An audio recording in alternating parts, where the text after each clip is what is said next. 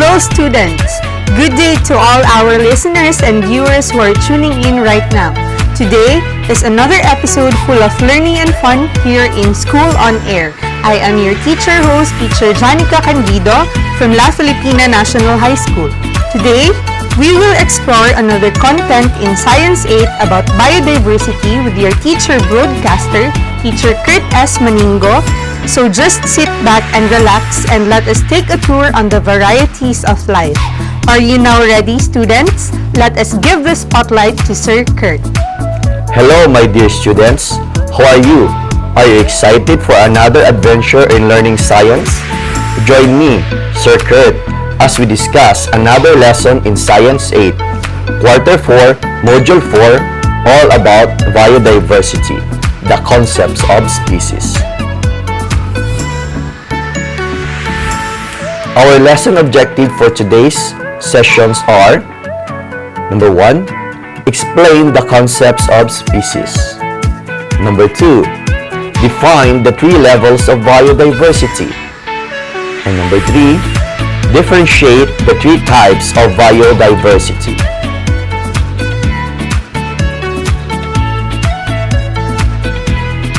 Now, let us check our previous knowledge about biodiversity.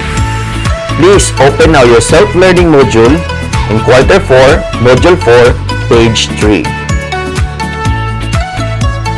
So students, kindly get now your pen and paper so you can write your answer. I will read the statement twice and you will be given 5 seconds to answer. After 5 seconds, I will reveal the correct answer. Students, are you ready? Good. Instruction: write true if the statement is correct and false if the statement is not correct. Make sure to answer your question. Make sure to answer each question honestly. Number 1. Biodiversity means the different forms of life. Again, biodiversity means the different forms of life. Your time starts now.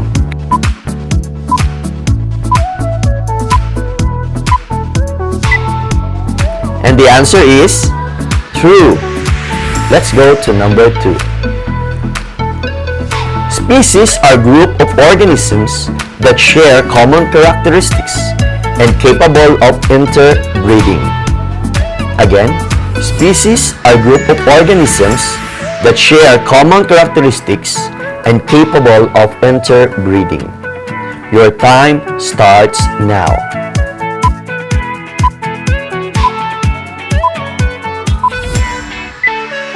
And the answer is true.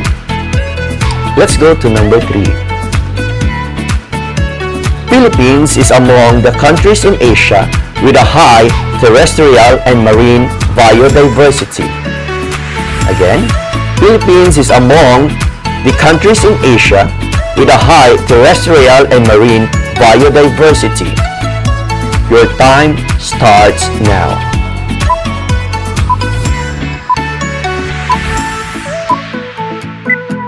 And the answer is true.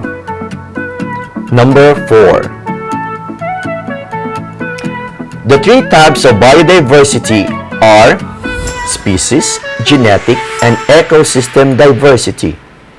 Again, the 3 types of biodiversity are species, genetics, and ecosystem diversity. Your time starts now.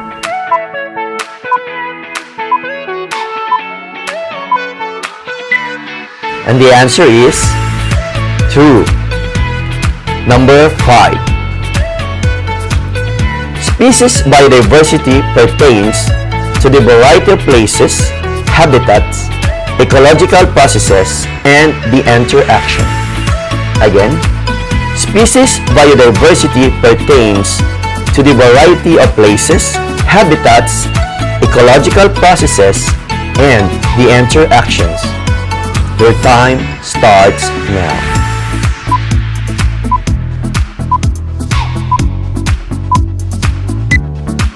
And the answer is false. Did you answer all the items correctly? Wow!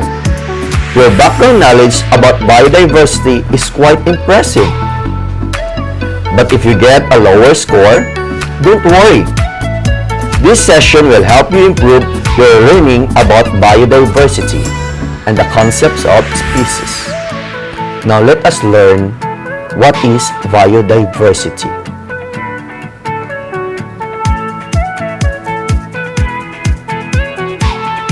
Biodiversity came from the word bio plus diversity. Bio means life and diversity means variety, or simply the variety of life. Other definitions of biodiversity is as the variation among living organisms from different sources including terrestrial, marine, and desert ecosystems and ecological complexes of which they are a part. Biodiversity also describes the richness and variety of life on Earth. Another definition, biodiversity refers to the variability among plants, animals, and microorganism species. Biodiversity includes the number of different organisms and the relative frequencies in an ecosystem. It also reflects the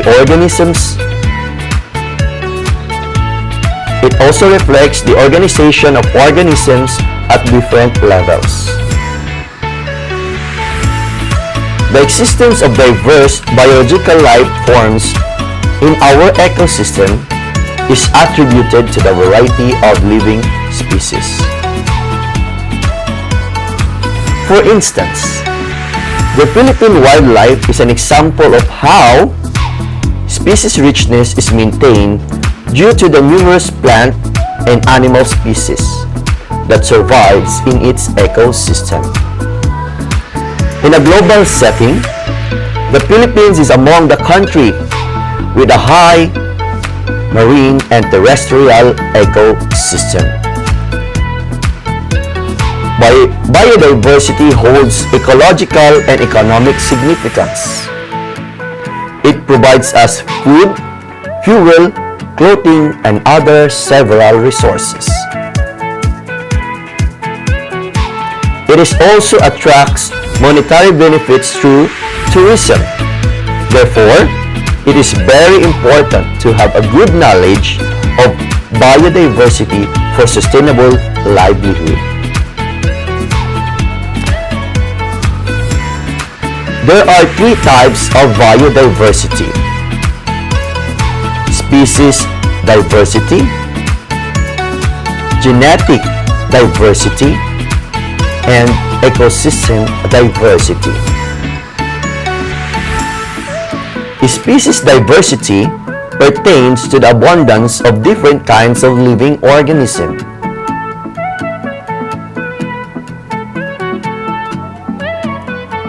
Now, let us define what is a species.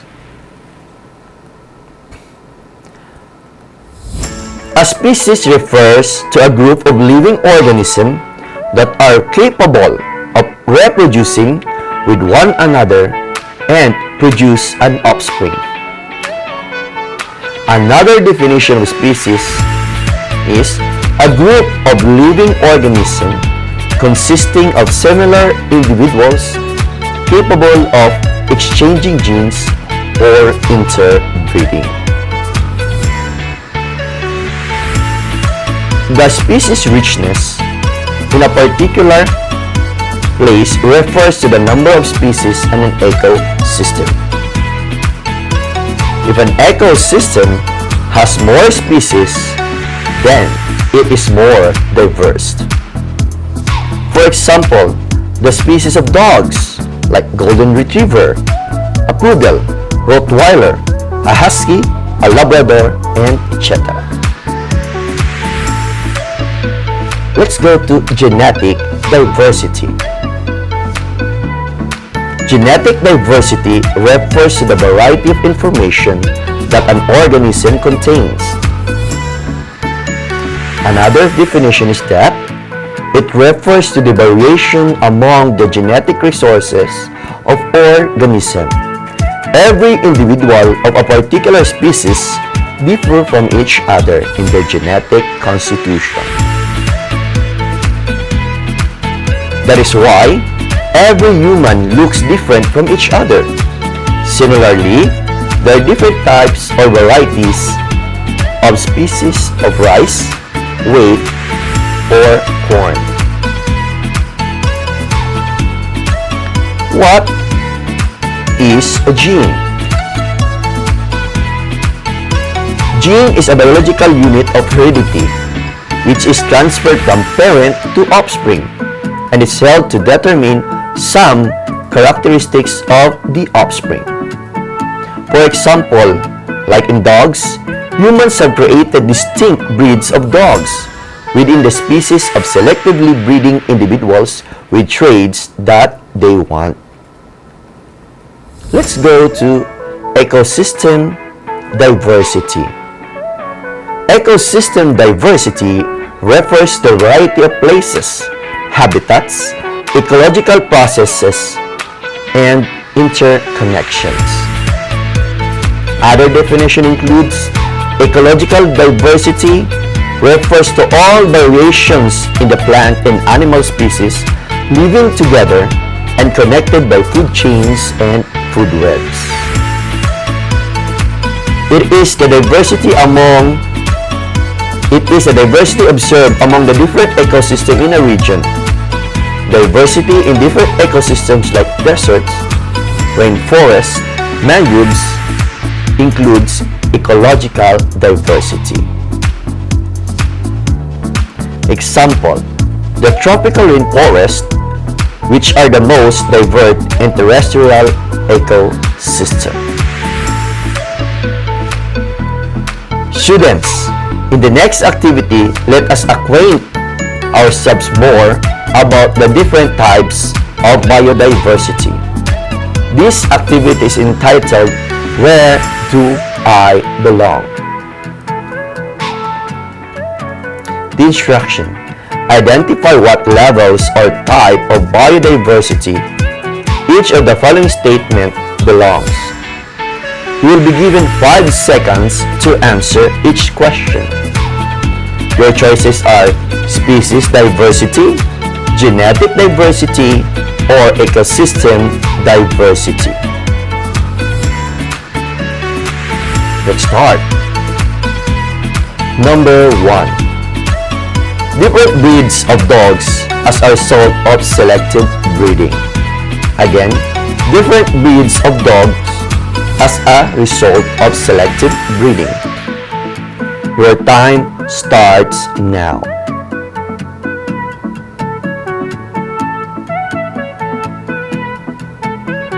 And the answer is genetic diversity.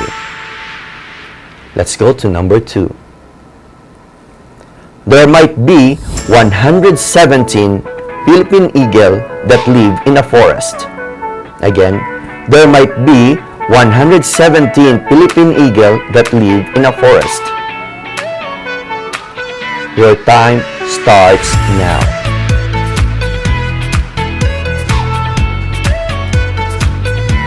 The answer is species diversity. Number 3. Thorn grass, rainforest, coral reefs, and deciduous forest are all forms as a result of evolutionary pressures. Tundras, rainforest, coral reefs, and deciduous forest are formed as a result of evolutionary pressures. Your time starts now.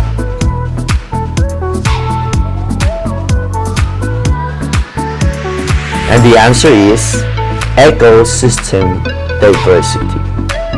Number 4. Humans have different eyes and skin color, hair, textures, and height. Again, humans have different eyes, skin color, hair textures, and height. Your time starts now.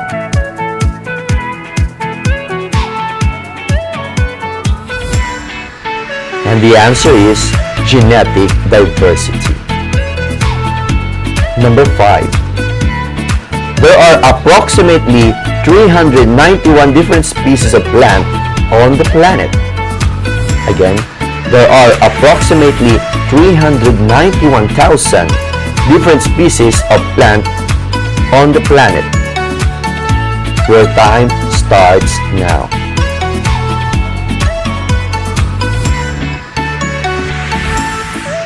And the answer is species diversity.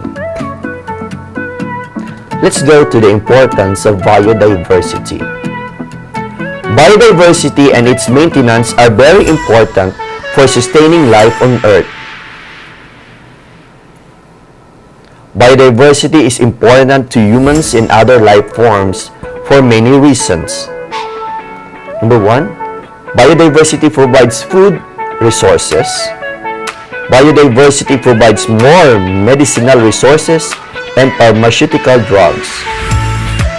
It increases ecosystem productivity, supports larger number of plant species and therefore a greater variety of crops. It protects freshwater resources, promotes soil formation and protection, provide for natural storage and recycling, and aid in breaking down pollutants. Biodiversity also contributes to the climate stability, speed recovery for natural disasters, and offer environments for recreations and tourism. Now that you have learned the concept of species and the different types of biodiversity, I bet you are now ready for our post-test. Shall we start? Instruction. Choose the letter of the correct answer and write your answer in a piece of paper. You will be given 5 seconds to answer. And after 5 seconds, I will give you the correct answer. Are you ready? So, let's start. Number 1. Biodiversity is important because it provides us food and oxygen. B. Spiritual enlightenment. C. Hope and courage. Again, number 1. Biodiversity is important because it provides us blank. A. Food and oxygen. B. Spiritual enlightenment. C. Hope and courage. Your time starts now.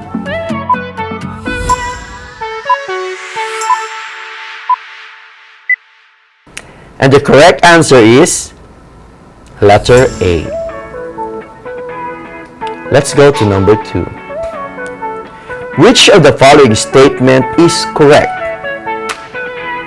Letter A. The variety of genes, species, and ecosystem makes up our planet's biodiversity. Letter B. The different types of biodiversity is not significant in maintaining balance in our environment. And letter C. Grassland has a high biodiversity compared to tropical rainforest. Again, which of the following statement is true? Letter A. The variety of genes, species, and ecosystem makes up our planet's biodiversity. Letter B. The different types of biodiversity is not significant in maintaining balance in our environment. And letter C.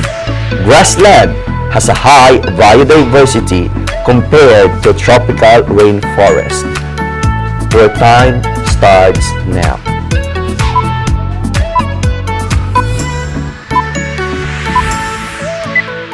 And the correct answer is letter A. Let's go to number 3. Tropical rainforests, deserts, grasslands, and lakes, and rivers belong to what type of biodiversity? Again, tropical rainforest, deserts, grasslands, and lakes, and rivers belong to what type of biodiversity? A. Species diversity, B. Genetic diversity, or C. Ecosystem diversity. Your time starts now.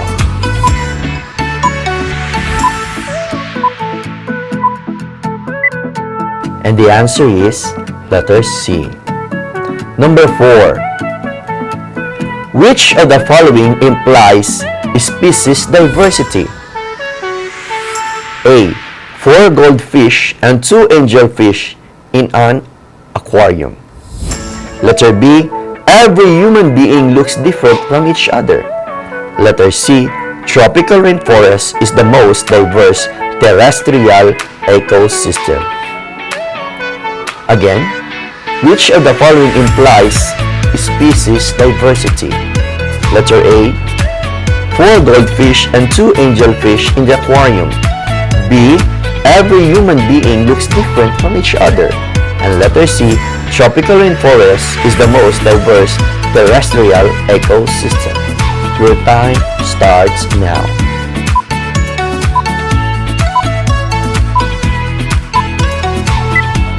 The correct answer is letter A. Number 5. Which of the following organisms belong to the same species? A. Octopus and lobster, B. Bamboo and ferns, or C. Cockatoo and lovebirds. Again, which of the following organisms belong to the same species? Octopus and lobsters, B. Bamboo and ferns, C. Cockatoo and lovebirds. Your time starts now.